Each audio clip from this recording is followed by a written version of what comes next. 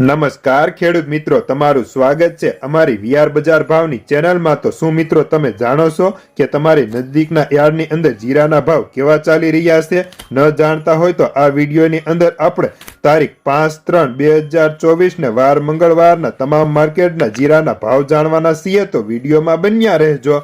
પણ તે પહેલા ખાસ કરીને ચેનલમાં નવા આવ્યા હોય ને દરરોજના તાજા જીરાના ભાવ જાણવા માંગતા હોય તો ચેનલને સબસ્ક્રાઇબ કરી નાખજો।